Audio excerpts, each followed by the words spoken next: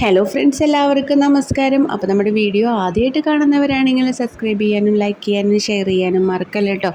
അപ്പോൾ വിക്രത്തിനെ വേദ തൻ്റെ വീട്ടിലേക്ക് കൊണ്ടുവന്നു.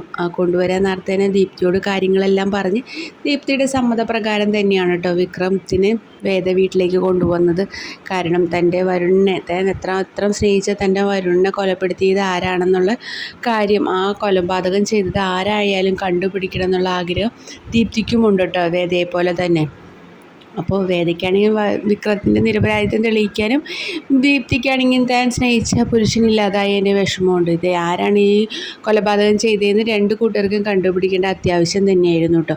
അങ്ങനെ വിക്രത്തിനെ വേദയുടെ വീട്ടിലേക്ക് കൊണ്ടുവന്നു.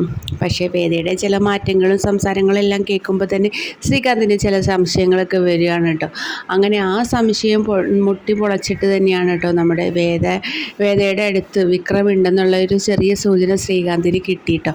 അപ്പോൾ അങ്ങനെ ശ്രീകാന്ത് അത് വാസ്തവനെ അറിയിക്കുകയും വാസ്തവം മുഖേന പോലീസുകാർ നമ്മുടെ വിക്രത്തിനെ അന്വേഷിച്ച് നമ്മുടെ ശങ്കരനാരായണൻ്റെ വീട്ടിൽ വരികയാണ് കേട്ടോ. അപ്പോൾ ശങ്കരനാരായണനാണ് ഈ പോലീസിനെ കണ്ടപ്പോൾ ചോദിക്കണം എന്താ കാര്യം എന്നൊക്കെ ചോദിക്കണം. അപ്പോൾ പറയും, സാറ് അങ്ങനെ ഒരു കോള് കിട്ടിയിട്ടുണ്ട്, സാറിൻ്റെ വീട്ടിൽ വിക്രം ഒളിച്ച് താമസിക്കേണ്ടതെന്നുള്ള വിവരം കിട്ടി, അതുകൊണ്ടാണ് ഞങ്ങൾ വന്നതെന്ന് സാബു പറയുക കേട്ടോ. അപ്പോൾ സാബും കൂട്ടരും അപ്പോൾ വന്നു കഴിഞ്ഞപ്പോൾ നമ്മുടെ ശങ്കരനാരായണൻ വയ്ക്കും, ഓക്കെ നിങ്ങളുടെ പ്രൊസീജിയർ നടക്കട്ടെ എന്ന് പറയട്ടോ. അപ്പോൾ അങ്ങനെ അവർ ചുറ്റും കയറിയൊക്കെ നോക്കും, മുകളിൽ റൂമിലൊക്കെ ചെന്ന് നോക്കും കേട്ടോ.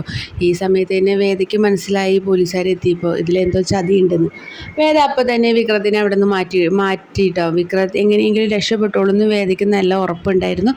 അങ്ങനെ എന്തായാലും വീടൊക്കെ അരിച്ച് പറക്കി നോക്കിയെങ്കിലും നമ്മുടെ വിക്രത്തിനെ അവിടെയൊന്നും കാണാൻ പറ്റിയില്ല കേട്ടോ. വിക്രം അവിടെ നിന്ന് പതുക്കെ രക്ഷപ്പെട്ടു പോയി കഴിഞ്ഞിരുന്നു. വിക്രം പോകുന്നത് തൻ്റെ അമ്മ ഹോസ്പിറ്റലാണല്ലോ, അമ്മേനെ കാണാൻ വേണ്ടിയിട്ടാണ് ഹോസ്പിറ്റലിലേക്കാണ് കേട്ടോ വിക്രം പോകാൻ വേണ്ടിയിരിക്കുന്നത്. എന്തായാലും ശ്രീകാന്തിൻ്റെ ആ പണിയും പാളിപ്പോയിരിക്കുകയാണ്. അപ്പോൾ നമ്മുടെ വീഡിയോ ഇഷ്ടമായെങ്കിൽ ലൈക്ക് ചെയ്യാനും ഷെയർ ചെയ്യാനും സബ്സ്ക്രൈബ് ചെയ്യാനും മറക്കല്ലേ.